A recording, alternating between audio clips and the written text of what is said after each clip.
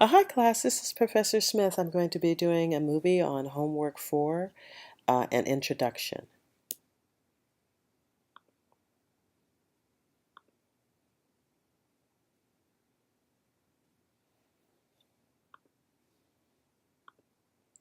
The first topic asks us to use the Alex graphing calculator to find the vertex and the x-intercepts for the equation. So the first thing I'm going to do is open up the Alex calculator and type in the function. So I'm going to select y equals and type in 4x squared minus 6x minus 2. And when I graph, I see that this graph opens upward, which is what I would suspect since the leading coefficient is 4, which is positive. And so the minimum will give us the vertex. So I'm going to select extrema, and then I'm going to select minimum. But I notice that I'm not really capturing it, so I'm going to move this vertical line just a little bit so I can see that I'm capturing the low part of the roller coaster if you're going on a roller coaster ride.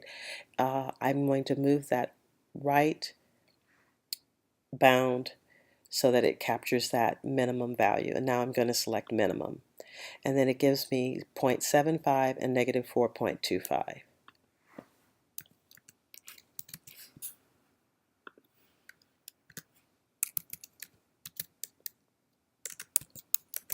And in class, when I showed you how to find the intercepts, I substitute in the equation y equal to 0, and then I use the intersect feature.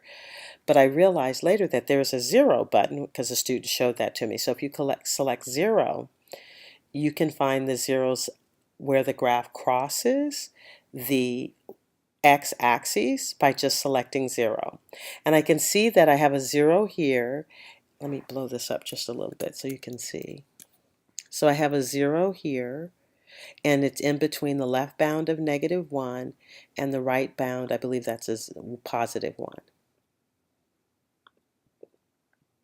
And so what I'm going to do now is I'm going to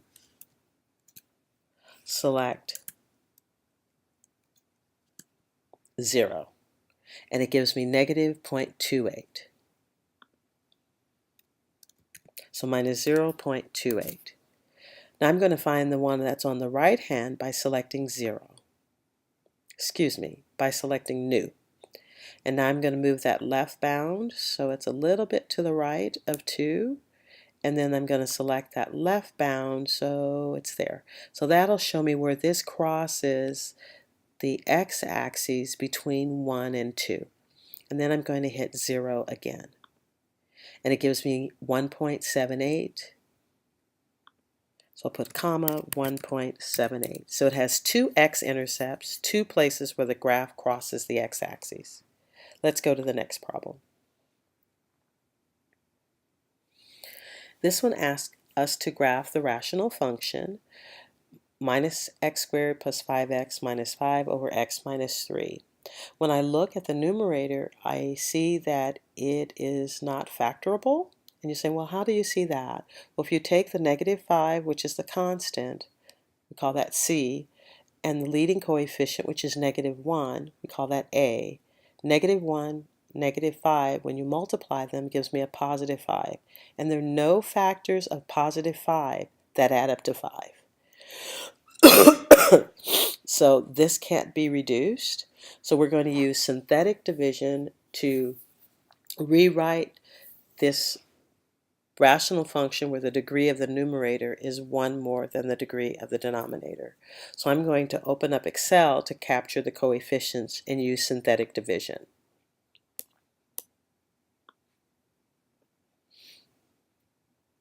So the polynomial in the numerator was negative 1, 5, negative 1. So let's capture that in Excel. Negative 1, 5, and 5. And then the divisor was x equal to, the divisor was x minus 3. So if I set the denominator or the divisor equal to 0, I'll get x equal to 3. So let's add that in as well. So I'm going to insert a column here, and I'm going to put in 3. With synthetic division, you bring down the first number, which is -1, and then you multiply these two together. 3 times -1 is -3, and then add. So the first one you bring down and then multiply that value times the divisor,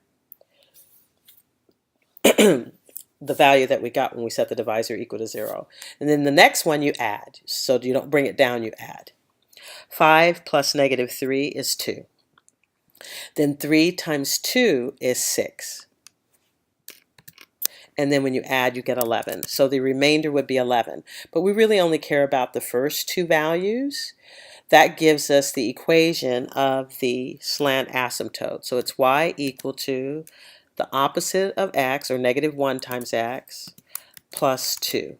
So I get those coefficients, -1 for the coefficient of x and 2 for the constant. So let's graph y equal minus x plus 2, recognizing that in this case m is equal to -1 and the y-intercept b is equal to 2. So we'll go out to Alex and do that. So we'll go to b equal to 2, and then we'll go down 1 and to the right 1, and that'll give us our slant asymptote. Our vertical asymptote is x equal to 3 by setting the divisor equal to 0. And now what we're going to do is plot points. X equal to 0 is one easy point to plot. When we substitute in x equal to 0, those terms vanish, so I have -5 over -3, which is 5/3. So since I have a fraction, I'm going to use the plot point tool to plot 0 5/3. If you use a decimal to plot the points, Alex does not recognize that and will mark it wrong. So now we'll plot that point. So now I have one point that's in this quadrant. So when I substitute in another value for x other than 0 that's to the left of 3, I should get another point in this quadrant. So I'm going to plug in 1 for x. And I'm just going to use the calculator so I don't make any mistakes. We could do it for sure without a calculator. But I'm going to do some more computation, so I might as well just take advantage of the tool that I have, knowing full well that I can multiply. Minus 1.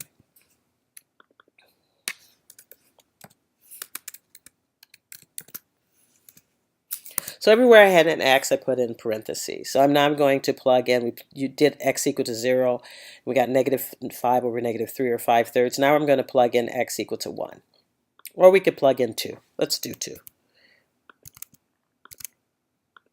I know when I substitute in 2, I won't get a fraction because 2 minus 3 is -1. So when I plug in 2, I get 2, -2. So that's my point. So I'm going to go to 2, -2. Right. Then I hit undo, and then I can get points to the right of 3. So let's plug in 3 and 5. So I'm substituting in 3 first for all my values of x. Undefined. Oh, of course, x equal to 3 is the asymptote. I'm sorry, it should have been 4 and 5.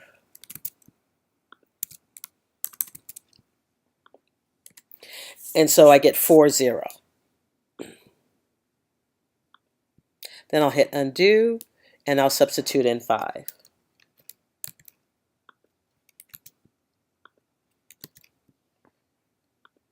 And I get 5, -2.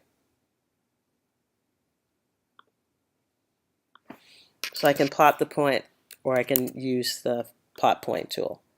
So you notice that these 2 points fall in this quadrant, and these 2 fall in the opposite quadrant. And now I'll hit graph.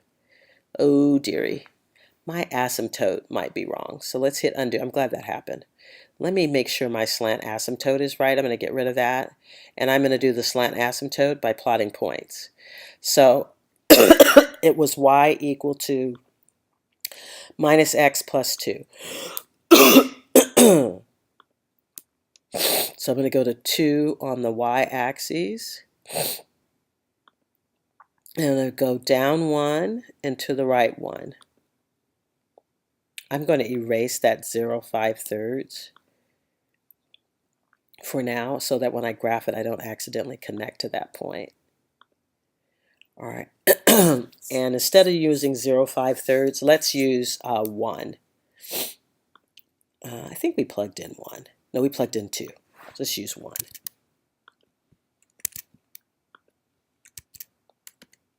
And you get 1, 0.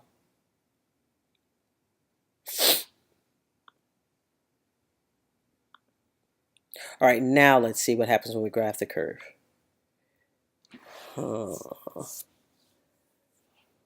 Let's see if I can pause this and figure out what's going wrong. It's -5. I put -4. This is good. This is good that I made these mistakes. All right. Okay, so let's erase the graphs and the points since all my points are wrong. So all right. So let's plug in 1 now that I've corrected it.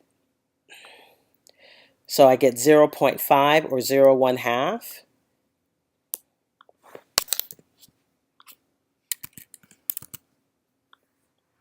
All right, and then let's go ahead and plug in 1.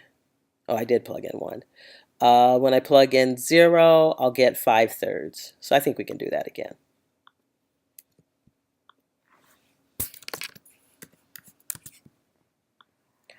All right.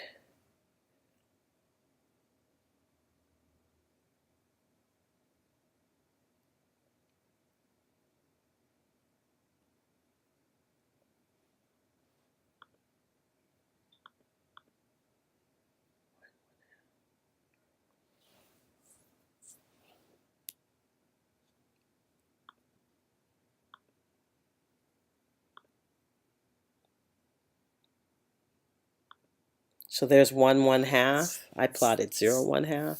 I knew something was fishy. That's not a function if you have one x to 2 different y's. Okay, so I have 1/1/2 and I have 0.5. All right, so we'll hit undo.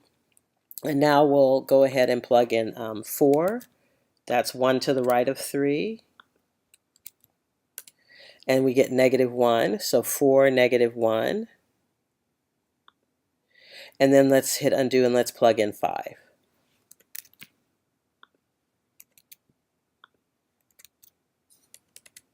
And we get -2.5, which is -5/2. So 5 minus 5/2. That's better.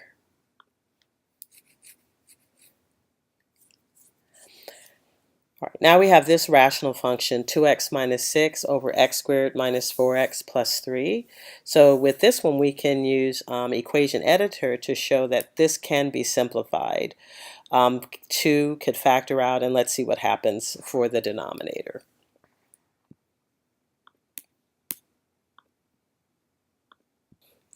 So I've opened up equation editor, and we can factor the numerator, pulling out a 2. So we have 2 times x minus 3. And in the denominator, I had the leftover factoring from another problem. So let me get rid of that. Factors of 3 that add up to -4 are x minus 3 and x minus 1. When I multiply -3 times -1, I do get a +3. And when I add -3 and -1, I get a -4. So if I FOIL this all out, I would get x squared minus 4x plus 3. So I notice that this expression I can cancel, and I would just have 2 over x minus 1.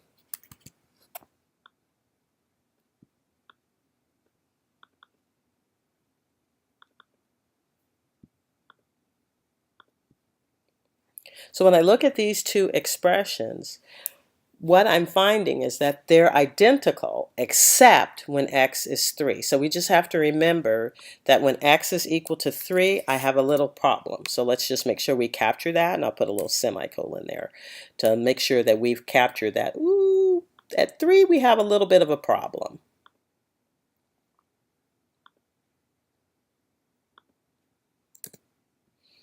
All right. That means if you were to substitute in values, whether you plugged it into this expression or this expression, you're going to get the same number except when x is 3. So for example, let's plug in x equal to 0. So if you plug in x equal to 0 here, you'll get every term where there's a 0, it vanishes. So you would have negative 6 over 3, which is negative 2. Similarly, plugging in x equal to 0 in the bottom expression, you'll get 2 over negative 1, which is negative 2. So they're identical. Negative 3, we have a problem. So let's maybe even capture that a little bit better. Since we're an equation editor, it even has a tool that lets us capture not equal to. All right. So let's go ahead and figure out, well, how would I graph this? Well, when we had a linear factor over a linear factor, there was one way to graph a rational function. But now we have a constant over a linear function. So whenever we have a constant over a linear, we know that y equal to 0 is the horizontal asymptote. So I'm going to go to y equal to 0. Oh, I'm sorry. Let's do the vertical first. Pulling up equation editor. So x equal to 1 is going to be the vertical asymptote. You set the denominator equal to 0. So let's go ahead and place that. So x equal to 1. And then the horizontal asymptote is y equal to 0. On some of these problems, you don't have a constant over a linear. You have a linear over a linear. Therefore, the horizontal asymptote is the ratio of the coefficients of the linear. So if you had 2x plus 7 over negative 3x plus 2, then the coefficients would be 2 over negative 3. My apologies. Now let's plug in a point. So when we plugged in 0, we got negative 2. So let's do 0, negative 2. And then when we plugged in when we plugged in 2, we got 2 over 2 minus 1, and 2 over 2 minus 1 is the same as 2 over 1. So 2, 2. Excuse me, 2, 1. Similarly, if you plugged in 2 into the original, you would get 4 minus 6, which is negative 2. And then if you take 2 and square it, it's 4. Minus 8 is negative 4. Plus 3 is negative 1. So you would get negative 4 over, I forgot what I said. You get negative 2 over negative 1, which is a positive 2. Wait a moment, let me make sure I'm doing this right. I don't want to mess this up here. So if you plug in 2, you get 2 over 1. Yeah, if you plug in 2 here, you get 4 minus 6, which is negative 2. 4 minus 8 is negative 4. Plus 3 is negative 1. Negative 2 over negative 1 is 2. Yeah, 2 over 1 is 2. Oh my gosh. Your professor is losing her Cracker Jacks. So I got to start all over again. That's okay. Usually I write this down on paper. I'm rushing, and that's my fault. All right, so let's clear that guy out. All right, vertical asymptote at x equal to 1. Horizontal at 0. 0, negative 2 we've gotten. And 2, 2, not 2, 1. And then remember, x equal to 3 was a whole. So let's go ahead and grab our whole. And at x equal to 3, we place our whole. Don't forget the whole.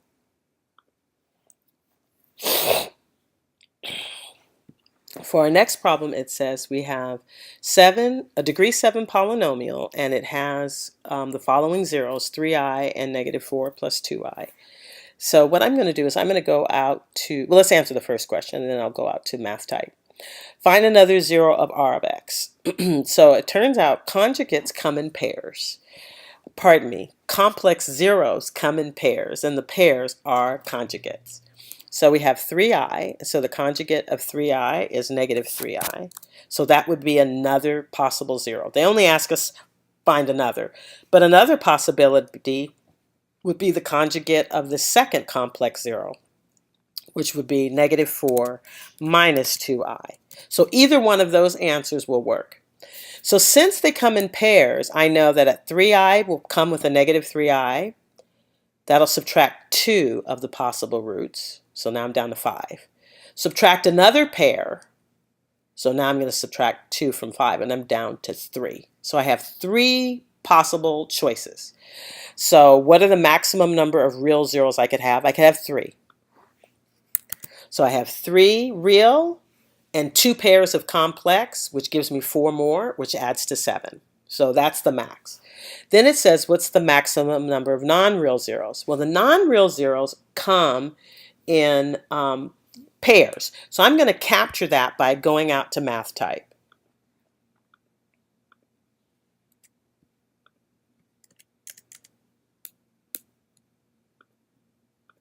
So now I have these 7 boxes, and the 7 boxes represent the 7 possible roots because we have a degree 7 polynomial. So the max you can have is 7. So if I have 3i, it comes with its conjugate, negative 3i.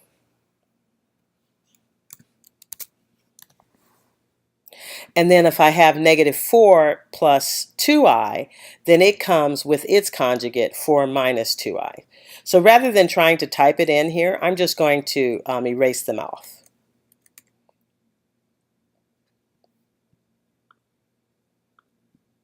So there's 3i and minus 3i. The next pair would be negative 4 plus 2i, negative 4 minus 2i. So basically, those slots are taken. So I'm going to subtract those 4 values. And that's what we did to get the 3 answers.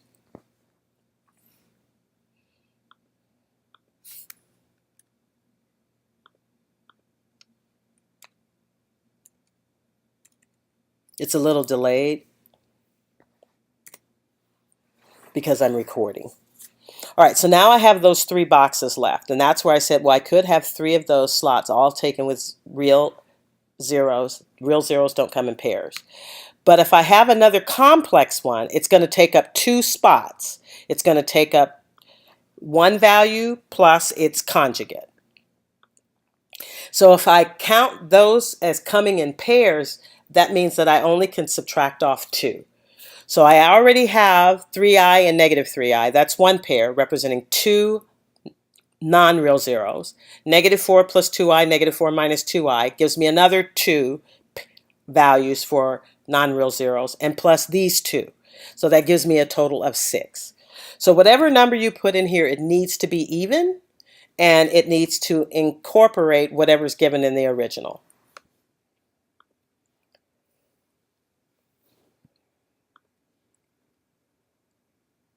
So thank you again for allowing me to create this movie for you on doing homework 4.